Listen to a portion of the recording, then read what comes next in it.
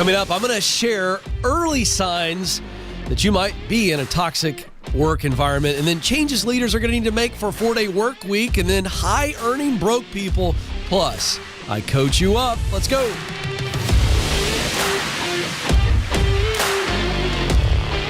All right, folks, welcome to the show where we give you the competitive edge to make more money and make more impact.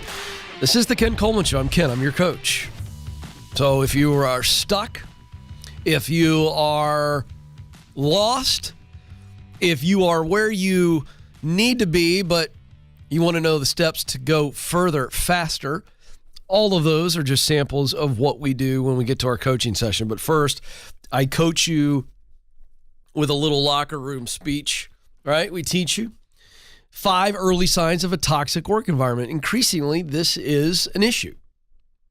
Not just an American issue, it's a global issue where poor leadership, let's just be very honest, is allowing for an unhealthy culture. It's that simple. These things don't happen by accident. Toxicity doesn't just happen by osmosis. Toxicity is a function of poor leadership, and poor leadership creating or allowing behaviors that create a toxic work environment. Now, let's just also say, before we dive deep into this, how I define toxic. Toxic is dangerous to your health. Let's be honest. It's not slightly difficult. Toxic is dangerous. It is harmful to your mental, emotional health, harmful maybe in creating illegal activities. It could be harmful for you if you are engaged, or harmful for the company. So it's not difficult. It's not okay or just kind of blah. Don't call that toxic. All right. I hear the word thrown around too much, and we need to be very clear on what it is. There's no perfect workplace, because workplaces are full of imperfect people. All right, 5 early signs, though. I want to help you realize, I made a bad decision. Or I've been clueless, and now I'm waking up to the fact that I am, in fact, in a toxic environment. Number 1, you can tell that something's off. Something's not adding up, and this speaks to integrity. What the leaders are saying versus what they're doing is off. What they're saying doesn't come to fruition. Shadiness, something's off. That's what we're talking about here. This is integrity-based, and that is toxic. Number 2, your coworkers are just walking around acting like zombies. You can just tell.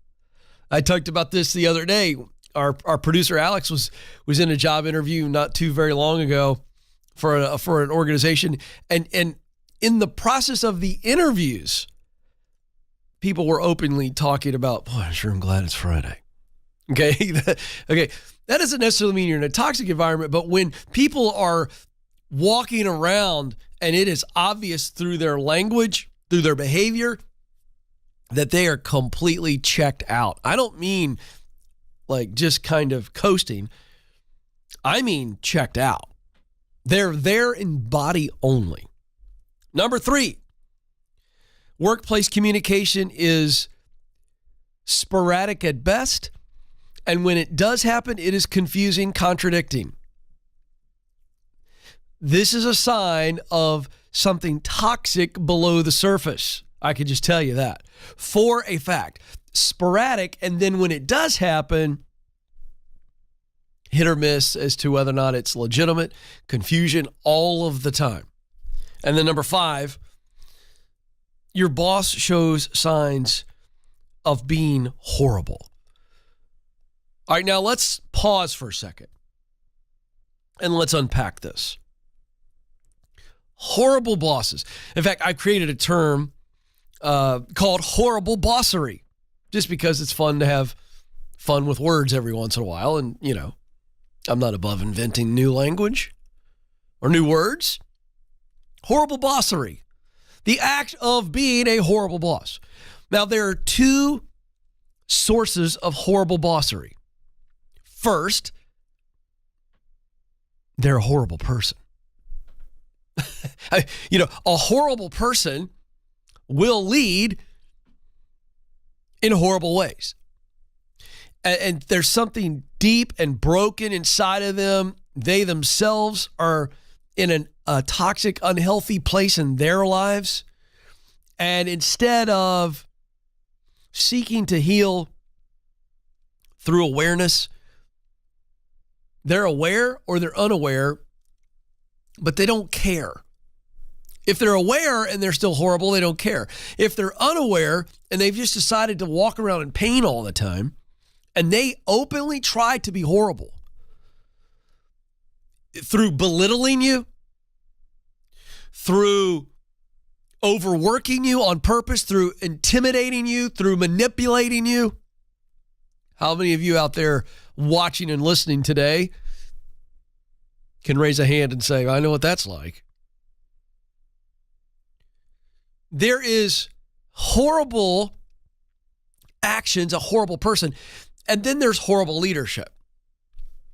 So we have to determine, is it because they're a horrible person or they're going through a horrible season of their life and thus it's affecting their leadership or their communication style or how they interact? So that's one source. Are they a horrible person or going through a horrible time? The second source of horrible leadership is they just are completely inept and clueless. They've never been taught how to lead. And the reason they haven't been taught how to lead is because they probably haven't seen it modeled. See, you got to model it before you can teach it. And so that's a huge deal. So you have to understand, what is at the source of this? Because if you have more grace and mercy for somebody who doesn't know how to lead versus the person who's actively being horrible. And then the last one, gossip is everywhere. You're beginning to see it maybe if you're new in the role. And so now it's kind of the honeymoon season is over and gossip is all over the place. Because gossip ends up being a situation where nobody could trust anybody. Everybody's backbiting. And it's not a safe environment. That's what gossip will do. So what's the solution if you realize, I'm in a toxic work environment? Well, now we have to start preparing our exit plan. Start envisioning where we want to go now that we know we're in a bad environment. Update your salary expectations based on reality. Check the marketplace. Where are we at right now? Where can you go? Number 2, update your resume. Make sure it is updated. Number 3, reach out. Cultivate all those connections. Real people who you have a relationship with. And so this is a little bit of a callback to some teaching we did recently on having a job emergency plan. If you realize you're in a toxic environment, let's start to move now before it gets to emergency situation. Now, why does this matter? Why am I teaching on the signs of a toxic work environment, what you need to do? Because life is too short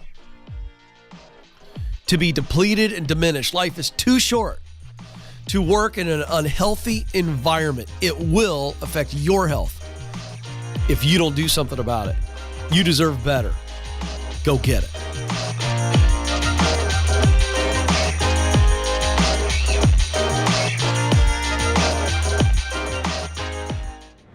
You were created to fill a unique role in this world, but figuring out what that is can feel overwhelming. That's why we created the Get Clear Career Assessment. In less than 15 minutes, you'll get customized results that clarify and verify what you do best, the work you love, and the results you want to produce. You'll even get a list of professional possibilities to help you jumpstart the job search. To get started, go to kencoleman.com/assessment.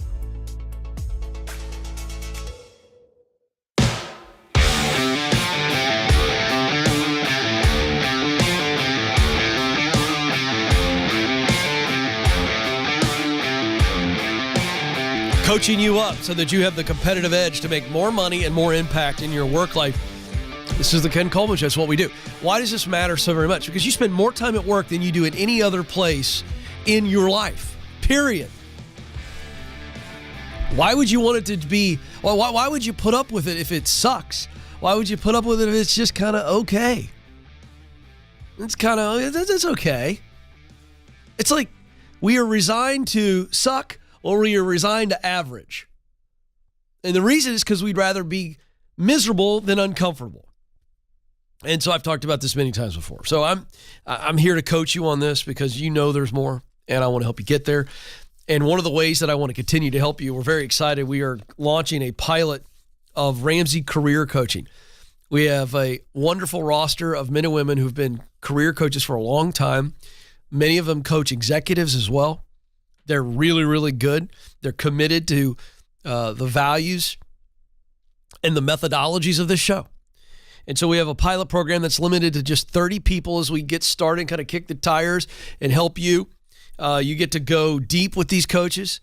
I only get you 5-6 minutes. If you call the show, they're going to go 45-minute sessions with you. A lot more details at kencoleman.com/coaching, kencoleman.com/coaching.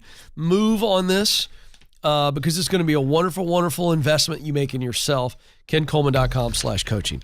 All right, I got to get to a very important story as work and the landscape of work continues to change.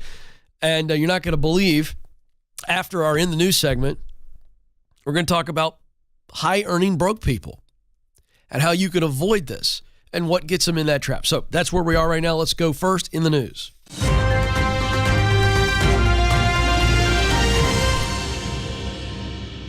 This is a Harvard Business Review article. Now, last week, or may have been earlier this week, I can't remember, folks. I'm having too much fun.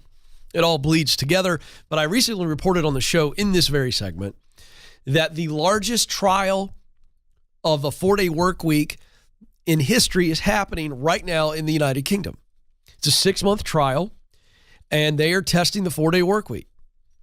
And this has happened in New Zealand. I believe it's happened in Finland, happened in several places. So this is starting to gain steam internationally. And so I think it's coming to our shores as well in the U.S.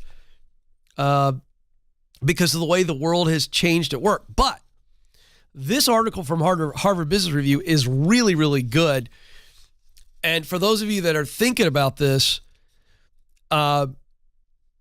maybe leading it, or would you want to join a company if they eventually do this?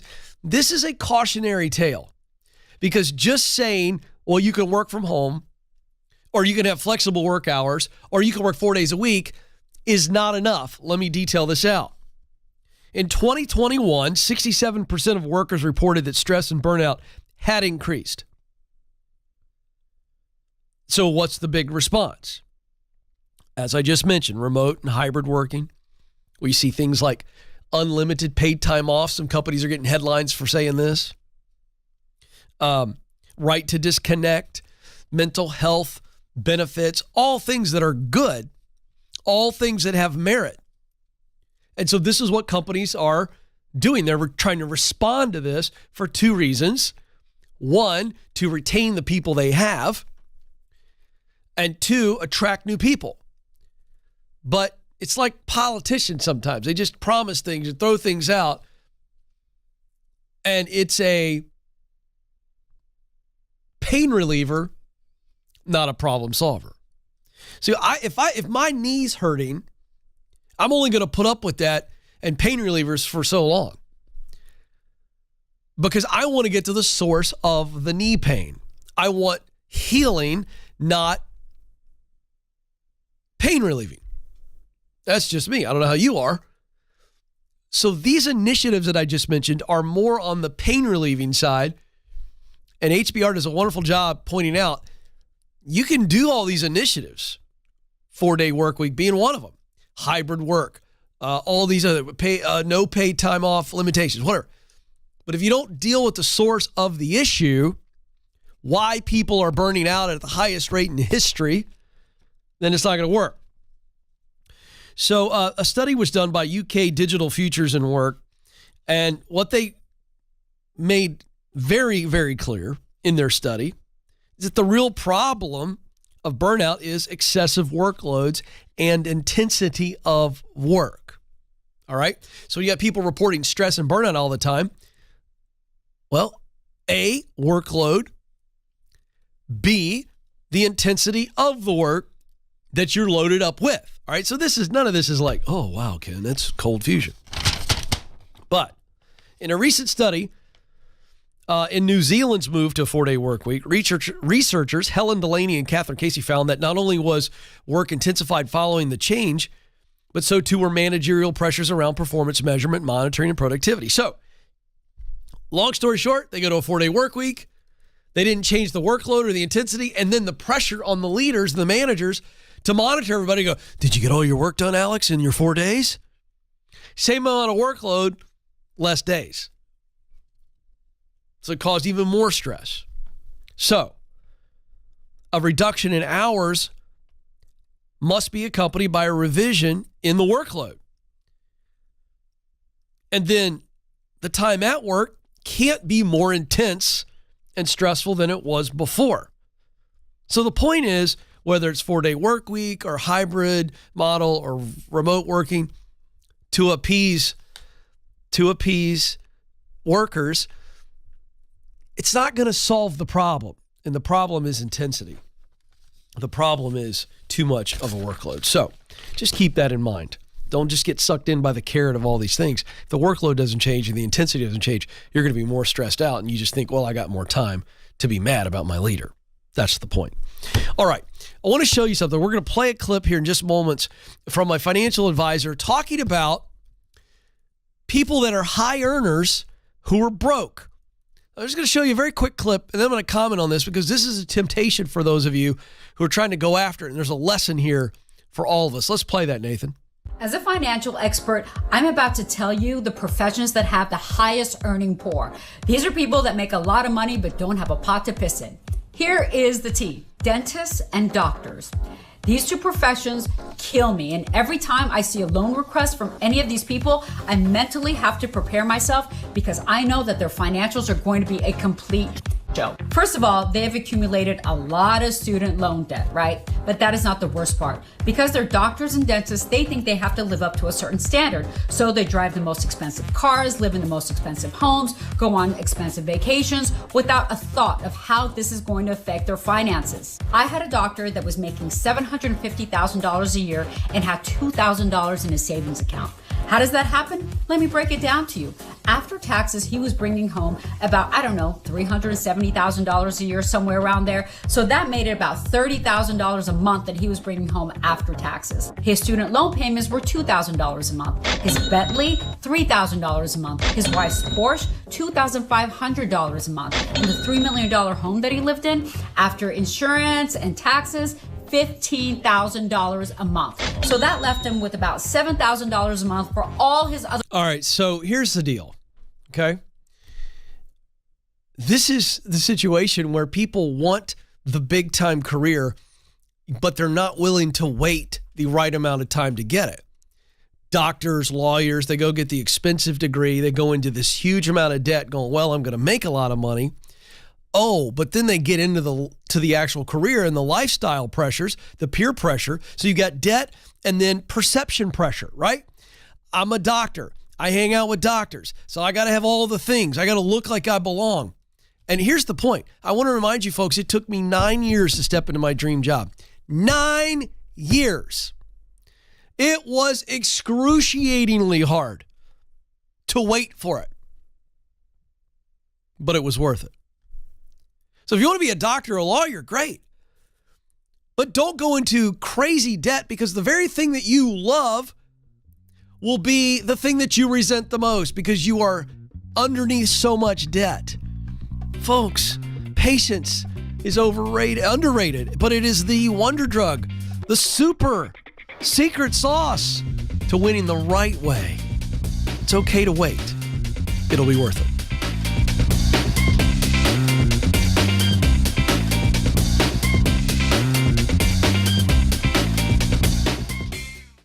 Did you know recruiters take an average of 6 seconds to scan a resume? And that's if they ever see it in the first place. In fact, 75% of resumes are rejected before reaching a hiring manager. Listen, folks, if you want to get hired, you've got to make sure your resume is getting noticed. That's why we created How to Write the Perfect Resume. This free guide will walk you through the 5 steps to stand out in the hiring process and land your dream job. To get started, go to kencoleman.com/resume.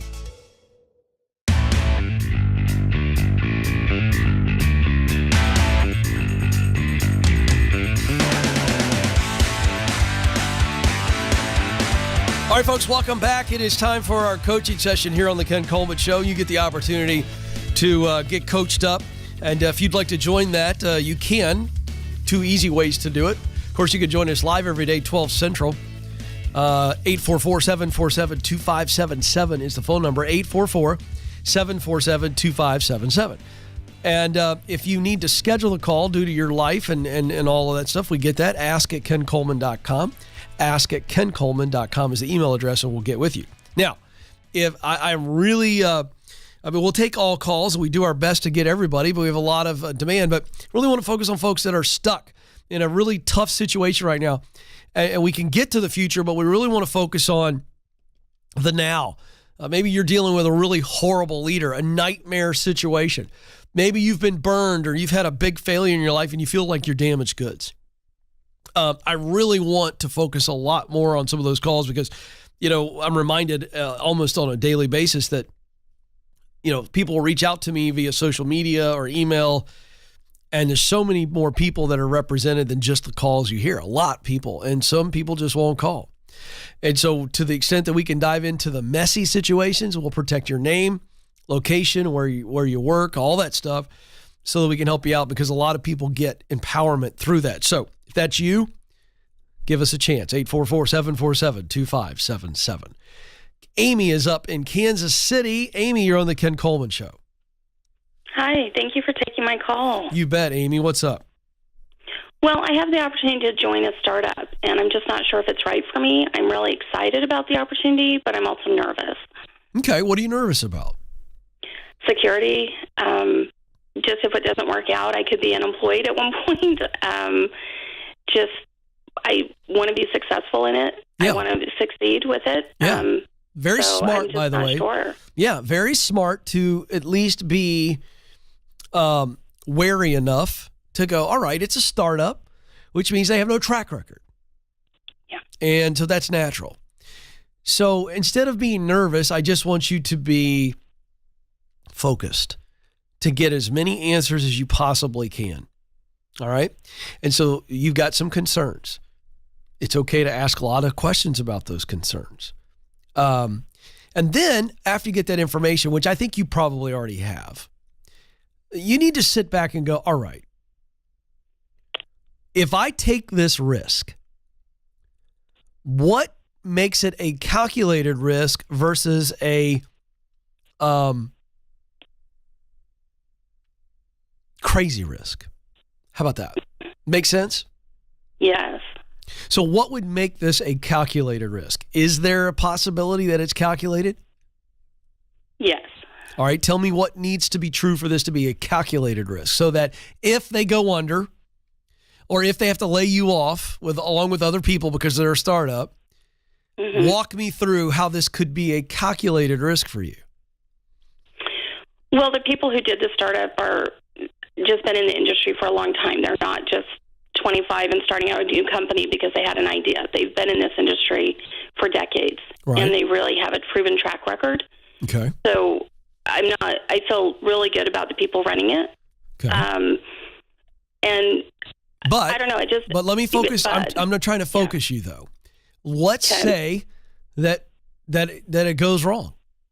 Mm-hmm. That's what you're most concerned about. And by the way, I think it's the right concern.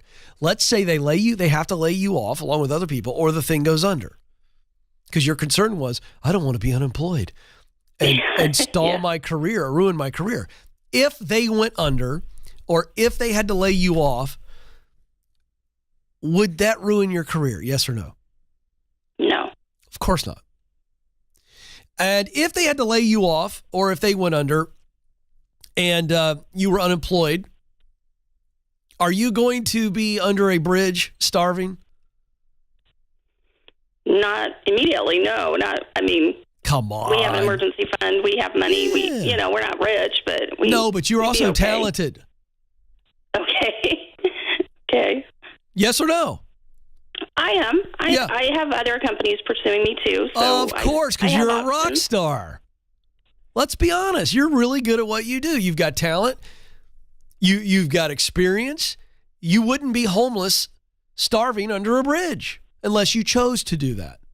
True or false? True. All right, then. So what you have to weigh is the risk. Let's play this out. Why? Well, take me to what is making you consider this from the positive side of things. Let's say they get this thing going and it works. What's the positive for taking this gig? Aside from just the role itself and being in on the ground floor and being able to watch this company grow, I've never taken a risk. I've never done anything but the safe side, and it just feels the right time. I just feel like it's the right time to try something really new, really different. Okay. And I just love the idea of being a part of something and watching it grow, and this could be it. So what I heard, let me repeat what I heard, Amy, because it's important that you hear you. Okay. What I heard was, it's the work itself, Ken. I'm interested in this because of the role. Oh, she's laughing. You're really interested in this role. This role might be a sweet spot role, or this role might be the role that gets you on the ladder to grow into your dream job, sounds like to me. Am I hearing this right? Yes, that's the way I feel. And then getting it on the ground floor means that you might have some stock options or some real equity or whatever, and you get to grow with this thing. And that seems exciting to you. Did I hear that correctly? Yes. Did I also hear that it just feels right? You can't explain it, but you can feel it. Did I hear that too? I would say yes. That's the trigger. Yeah. No, stop it. You were very confident about 60 seconds ago. You feel like this is the right time to do it. Yes. If it's not now, when? If it's not now, is it ever going to happen? Feels pretty obvious to me, Amy. I'm not going to tell you what to do. I try not to tell people what to do. I try to inform them based on what I've heard. And what I'm hearing is that you're not going to be taking on this massive, crazy risk, that this will be a calculated risk. See, I like calculated risk. You know why? Because no progress happens in life without a calculated risk. But a crazy risk is crazy. Now, that's crazy. The reason why we call it a crazy risk, because you could get hurt. You could go backwards big time financially. It could ruin your life for a season. This is not that. This is a calculated risk. And I think your body is telling you that it's time, which, by the way, that's your heart and your head. I like that. In alignment. See, you've done the logical stuff with your head. That's what the brain is there to do. And your heart is engaged for all of those reasons that we discussed. And now your head and heart are in alignment.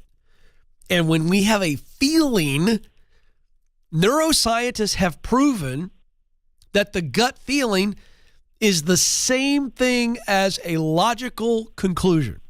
In fact, the feeling that we have is the body's physical response saying, yes, we should do this, or no, we shouldn't do it. So a good feeling or a bad feeling is, in fact, our brain sending a physical signal to our body to say, what you're feeling is what we should do.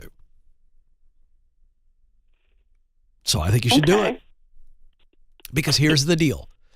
On the other side of this risk is still going to be progress and growth. You know it and I know it. Yep. So it's an experience that may turn out to be wonderful, or it's an experience that turns out to be very helpful.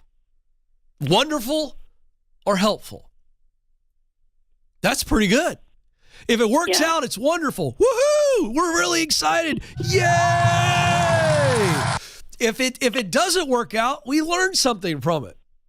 And now it becomes helpful for informing us for the rest of our life. So I look at this as wonderful or helpful. And if I'm financially and emotionally prepared for this risk, it's an absolute no-brainer. I do it. Because here's what's on the other side of this, Amy, if you don't do it. Regret. I want to get to the end of my journey and reminisce, not regret.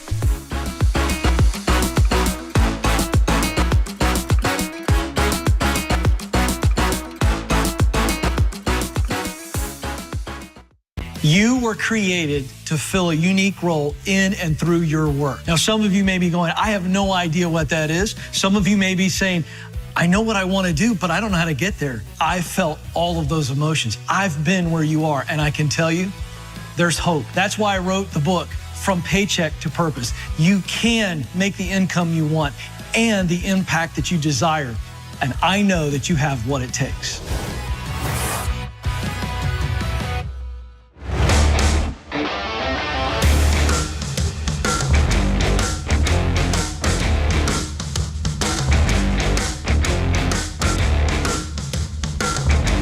Welcome back to the Ken Coleman Show, where I coach you up to get the competitive edge to make more money and make more impact in your work life, which is a huge portion of your life. And I want you to have meaning in it and enjoyment in it. Let's go. 844-747-2577. Karen is up in Providence, Rhode Island. Karen, you're on the Ken Coleman Show. Yes, Ken. It's an honor to speak with you, Ken. Oh, that's so nice. The honor's all mine. What's up? Yes.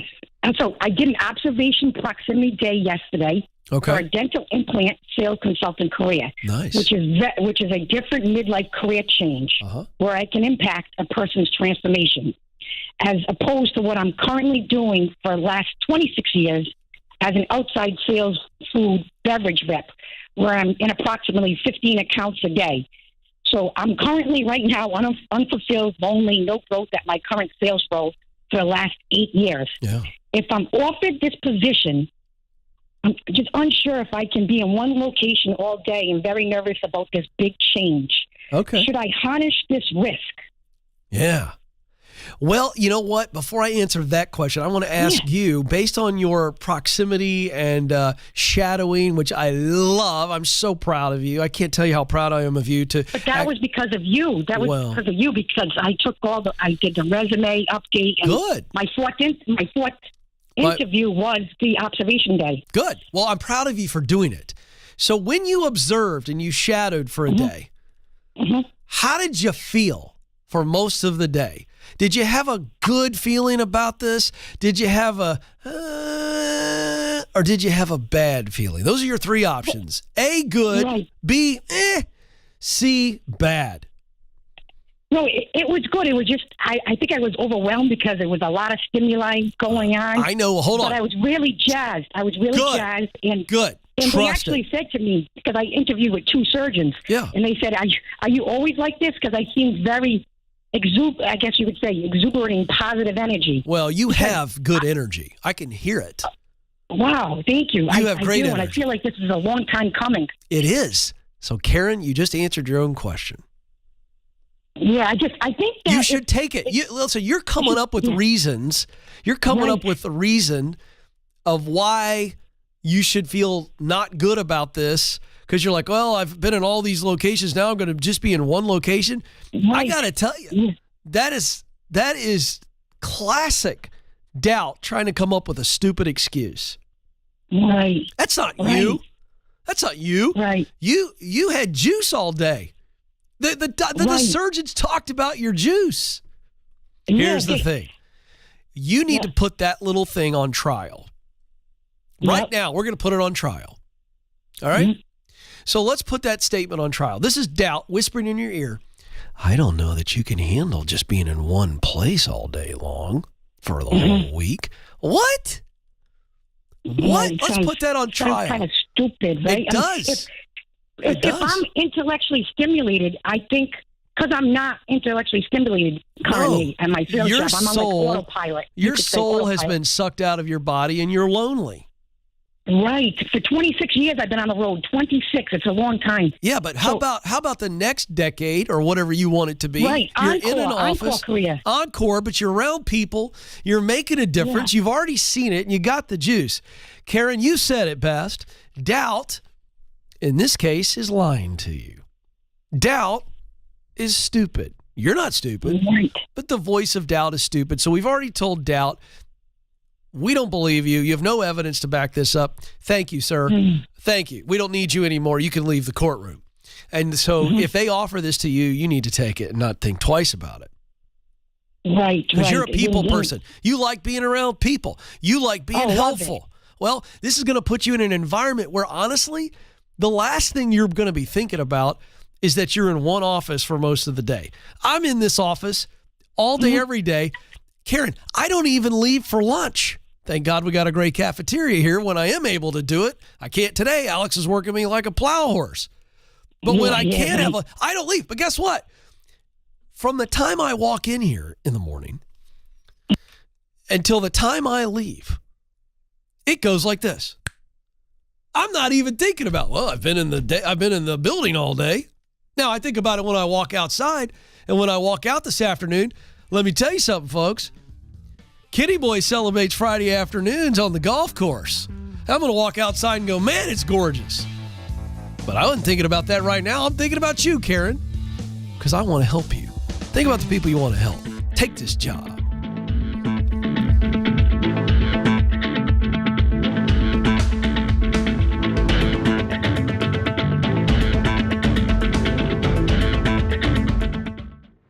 Do you know what you were born to do? In order to get hired at a job you love, you need to get clear on your talent, passion, and mission. That's why our team created the Career Clarity Guide. In just a few minutes, this free tool will walk you through a process to discover what you do best, talent, the work you love to do, passion, and the results you want your work to produce. That's mission. Then you're going to feel way more confident throughout the job search process. To get started, go now to kencoleman.com/clarity.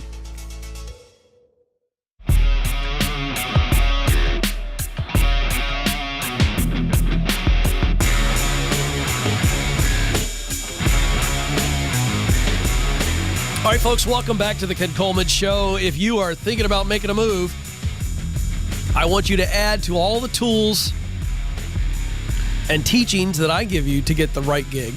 I want you to add ZipRecruiter to your quiver of arrows, if you will. It's absolutely free.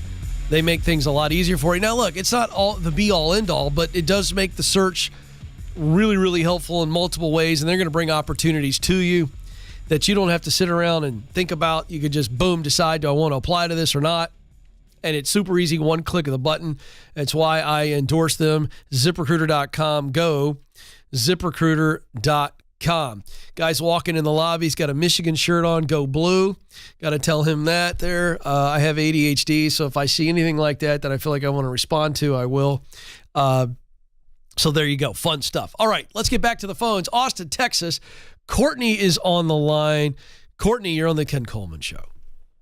How's it going? It is so awesome to talk to you. I went to Entree Leadership live stream 3 years ago. Oh. And I was like, this guy.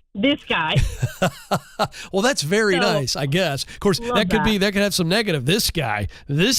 Hey, listen, I feel like the energy is evenly matched, so I don't feel like a crazy person that walks into work every day. So this is exciting. You and I are going to be combustible right now, so how can I help?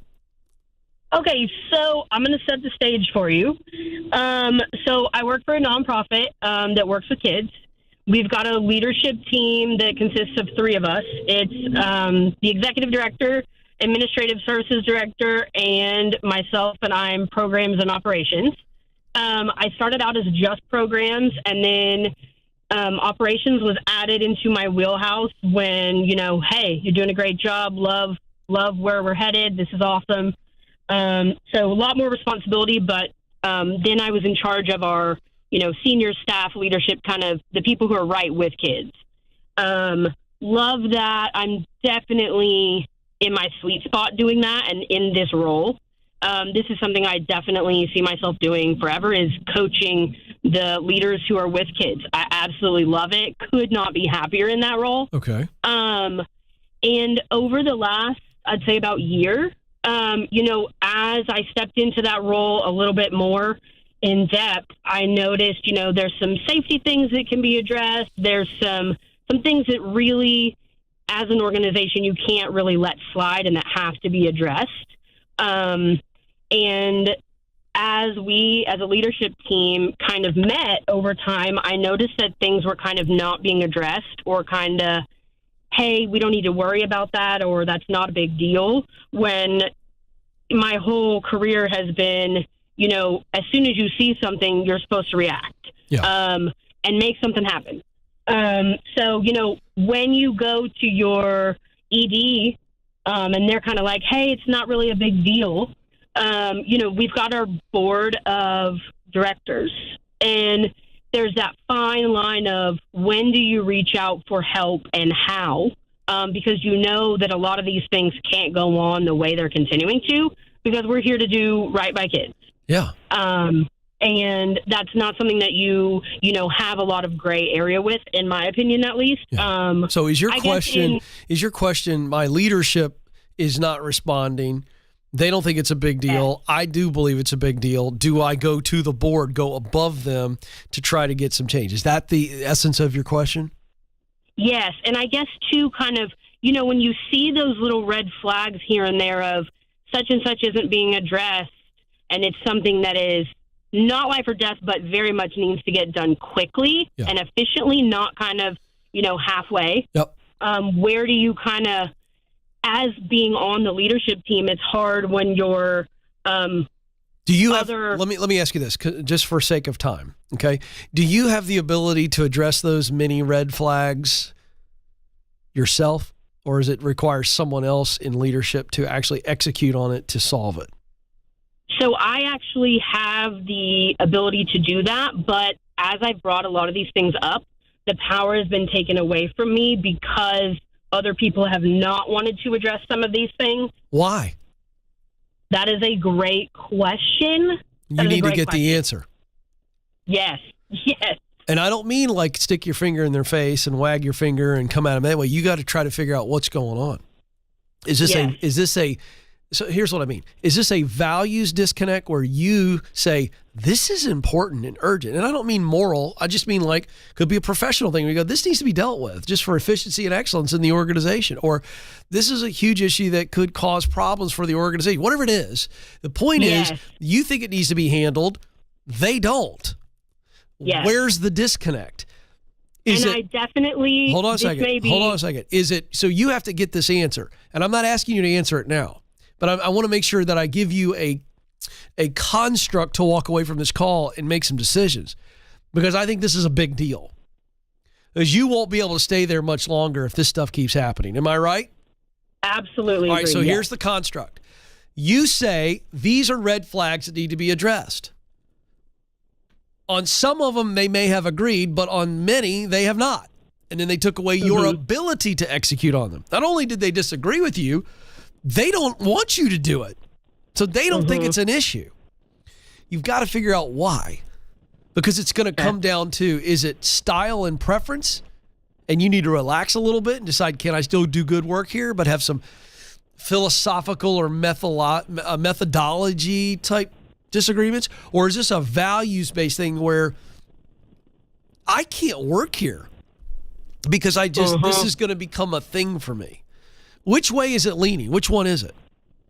I would definitely think option 2.